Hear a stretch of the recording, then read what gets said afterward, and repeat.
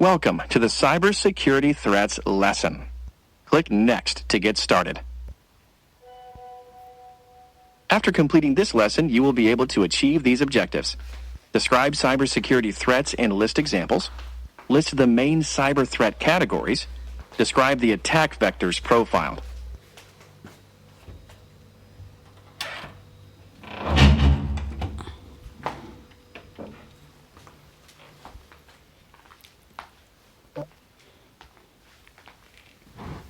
What is a cybersecurity threat? A cybersecurity threat is an action exploiting a vulnerability that results in harm to a network or computer system. Bad actors are the instigators of cybersecurity threats. They exploit different attack vectors to achieve their goals. Broadly speaking, an attack vector is a method used by a bad actor to illegally access or inhibit a network, system, or facility. You can deduce that cybersecurity threats are a subset of attack vectors. What is meant by method?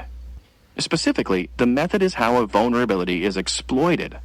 There are three components that comprise an attack vector. 1. The vulnerability.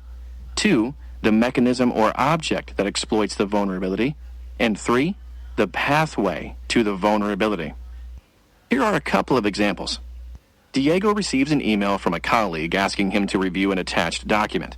He saves the document to his hard drive and opens it. Unbeknownst to Diego, the sender was not really his colleague, and the document installed malware onto his computer.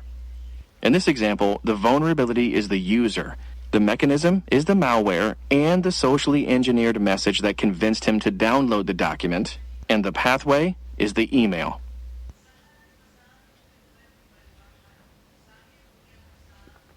In another example, an authorized person is entering a server room, which is a restricted zone.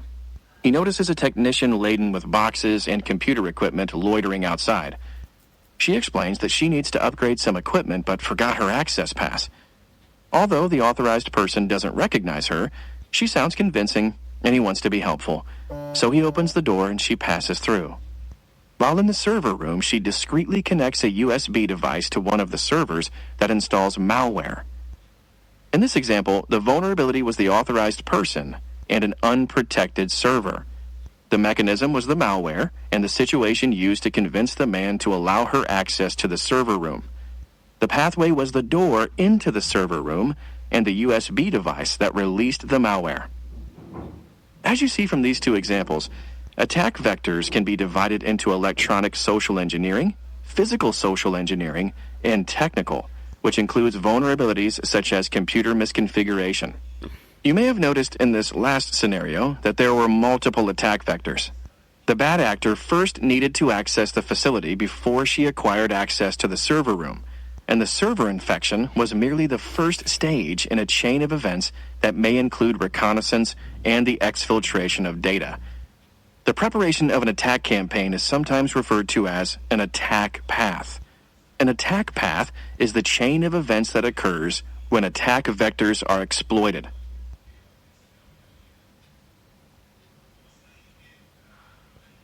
Cybersecurity threats can be divided into four categories: social engineering, malicious software known as malware, unauthorized access to physical places or computer systems, and system design failure. Social engineering is the act of using psychological manipulation to trick people into taking some action that is contrary to their best interests, such as disclosing confidential information. The ingredients of a successful social engineering attack usually involve gaining the trust of the victim and then compelling them to act.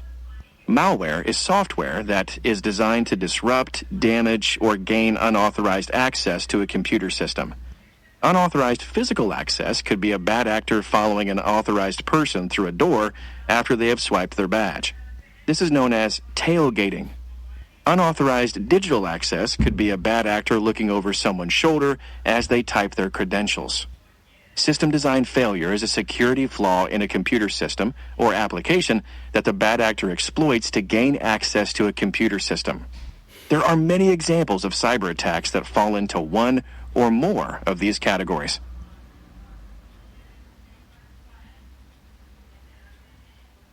Attack vectors can be categorized in several ways and are often combined with other vectors to achieve the desired result.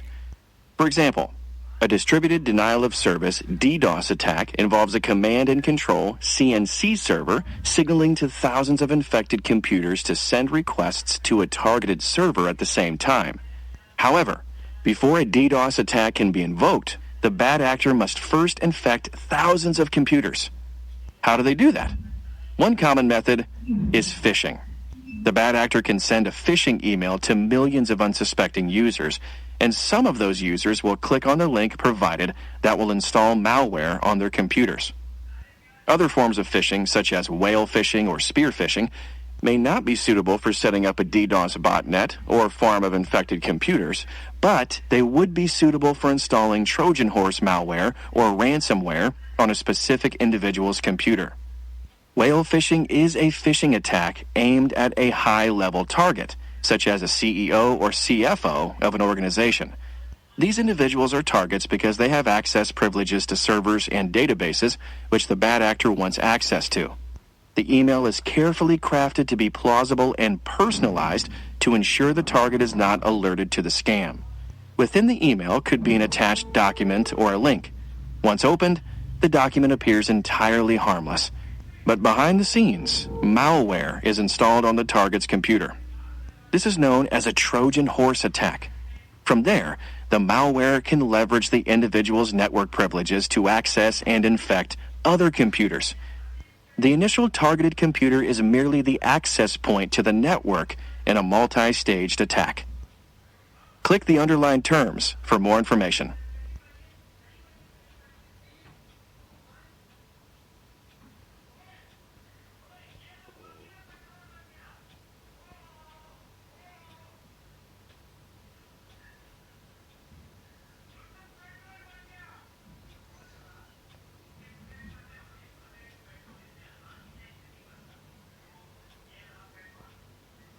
As you can see, some attack vectors, such as phishing, are used to exploit a weakness to gain a foothold in a computer system, while other attack vectors, such as DDoS, ransomware, and Trojan horse, are used during the post-exploit stage. The exploited weakness can be human, computer technology, or a combination of the two. In the case of phishing, the weakness is human nature. It is a default trait of human nature to trust, especially if a request seemingly comes from an official source or if you know the person or thing who is making the request. An example of exploiting computer technology during the pre-exploit stage is the birthday attack. The attack exploits a weakness in some hashing algorithms, which are often used to protect passwords. Last, a brute force attack is typically a method to steal someone's credentials. It involves simply trying every possible combination until the bad actor guesses correctly. But success relies on the targeted individual using a weak password. This type of attack is pre-exploit and relies on human fallibility. If you were a network administrator, you could neutralize this attack by implementing a strong password policy. As this suggests, there are many counteractions that you can take against the listed attack vectors. Throughout this course, you will be introduced to more attack vectors deployed by bad actors and the measures used to counter them. Click the underlined term for more information.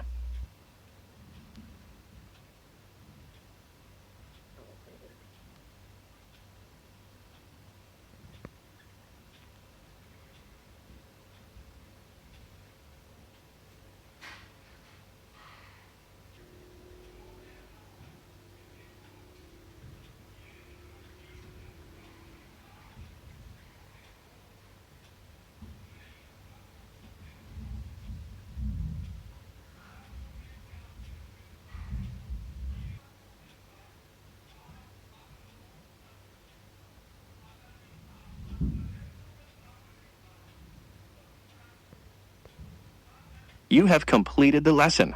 You are able to describe cybersecurity threats and list examples, list the main cyber threat categories, describe the attack vectors profiled.